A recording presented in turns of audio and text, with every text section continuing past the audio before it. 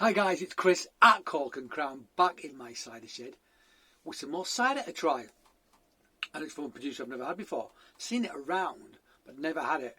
But I went over to King's Cross today, to Granary Square with my son, to play in the fountains, because it's a beautiful day. He's 3. He loved it. While I was there, I spotted a shop that sold cans of beer. That's all they sold, in fact. Can't remember what the shop was called. Had the word can in the title. I do know that. That's their USP. They only sell cans. But in the fridge, I bought a couple of beers. But I also bought a cider. And here it is. Pollen Bronze. Because it's in a shiny can. I don't think you can see that very well. But that does say Pollen Bronze on there. I was trying to take a photograph of it. And I was struggling as well. Because my camera was... Because of the reflection, it was getting all confused. Couldn't get it in focus. Nightmare. So yeah. Pollen. Ben Slater, I believe, is the person who started this business. In 2013, I think, based in Longacre, which is like Covent Garden. I used to live around there for years. Quite a strange place to have a cider business, but yeah, Longacre it seems to be. Sort of Shaftesbury Avenue, Cambridge Circus, that neck of the woods. What does it say on here? Pollen Bronze cider, an off-dry cider from a single Herefordshire orchard, farmed without the use of pesticides or fertilisers, which is good. Harvested in October 2019 from traditional cider varieties which were milled and macerated with the pomace for 12 hours before pressing. Unusual. Wild fermented in tank from November through to April 2020. So, I mean, yeah, 90 Longacre. It says right in the tin. 6.5%. Off-dry, contains sulfites, but minimal sulfites I think he uses. Interesting, 12 hours maceration. That's interesting. I wonder why he does that. That's something you would normally do. Well, actually, you get more yield because the fruit softens as it sits and it's on sort of juice. And so it's sort of the mass, so it's the pomace. So you press it, and that the mushed up stuff is called pomace. And you let that sit and macerate. So it's not like sweating the apples prior to pressing.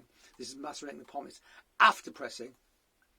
And so that can do a few things. It can bring colour, because oxidisation of the tannins can give you much more sort of a more golden dark colour, which we like very much. It can also release pectin, which is good for keeving if you're going to keeve. That's something that you need later on in the keeving process. So you'd normally do that if you're going to keeve. So you get a naturally sweet cider. And also, yeah, makes it soft so you get more yield. He's not keeving, so not doing that purpose. Maybe for the colour and for the, extra yield. Maybe that's why he's doing it. I don't know. Wild yeast though. So this is forced. In fact, I know the people who can this. It's a mobile canning line. So I know who can this because I was talking to them the week before they did it, I think. So canned, forced carbonated. So yeah, so makes a still cider, then puts it in the can and fizzes it up basically. Let's crack it. I do like a can. I mean, I like to be able to see the cider sometimes if it's a nice colour, but I do like a can. It's quite nice, simple, isn't it? Quite plain, simple. I like that. Yep, cider apples. Look at the colour. Very nice. Very nice indeed. So I'll be interested. That is a gorgeous amber actually.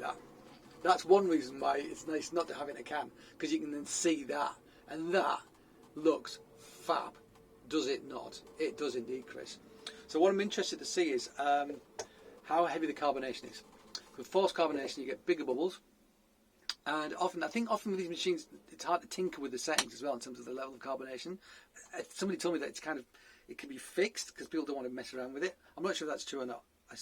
I think the guys who do this canning, I thought they told me that actually they could do it. And other people said that you can't do it.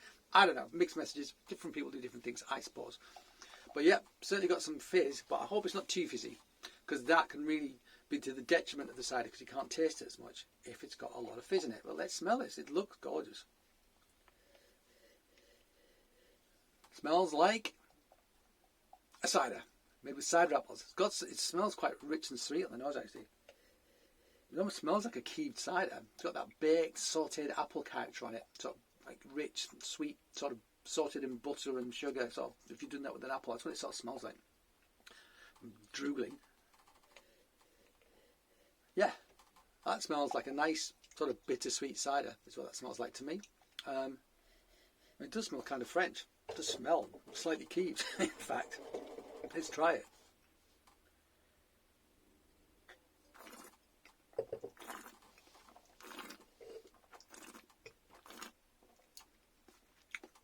So yeah, astringency, some tannins on the teeth, not too fizzy, wouldn't want any fizzy in that, but it's nice actually, just a prickle. I mean, The benchmark for me is Turner's.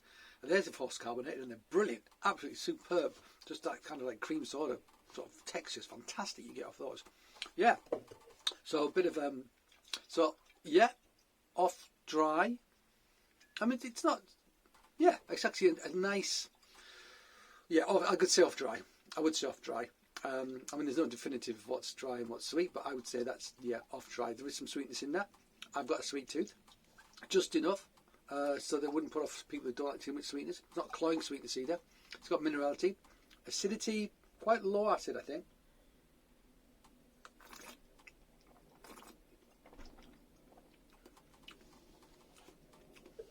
There is a bit of acidity, but not a lot. So yeah, it makes me think like bitter sharps. I'm sorry, bitter. Maybe sort of bitter sweets primarily. Maybe with a bit of sharp in there, or sharp just to give a bit of a zip of acidity. Not too much though. I assume, so how's it got the sweetness in there? I assume pasteurisation, which actually if you're putting something in a can, which isn't dry, with sugar, you're going to pasteurize it. Because otherwise it's going to re-ferment in the can, and the can will turn into a bomb. And I've seen that happen. I've seen cans go perfectly spherical, like literally go boom into a metal ball, because they've had there's been a problem with packaging, with canning. You know, something's got in there that shouldn't have. It's got an infection. It's re-fermented in the can, and they turn into bombs. They really do. They're dangerous. So me thinks this is going to be pasteurised if it's in a can and it's got some sugar in it, because I don't see how else they could do it. To be honest, I don't know how else they could do it.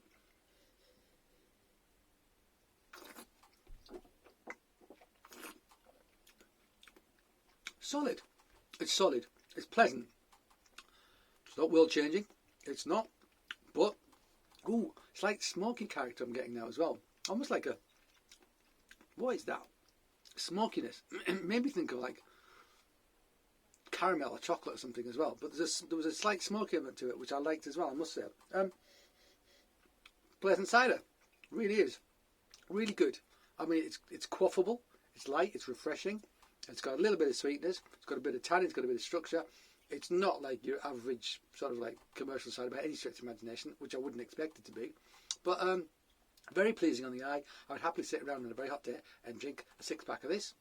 No problem. I mean, just to look at it, it makes me want to drink it. I love looking at this thing. It looks so gorgeous. It really does. Yep, especially in my big glass. All right, guys. So there you go. Pollen. This is the bronze. I think he does some sort of bottle condition, sort of champagne method stuff as well. There's one called the silver. I assume there's a gold as well. If there's a bronze and a silver, but yeah, I'm not sure. Website, no website. I mean, it has a website, but it says under construction. But it said that for quite a long time. So whoever's constructing it is very, very slow. So yeah, the only information I can pick up is what's on the can, and everything else that's online is just verbatim what's written on the can. So I might glean a few facts from here and there, but not a great deal. All right, guys. Thank you for joining me in my shed. I hope you join me again. But until then, cheers.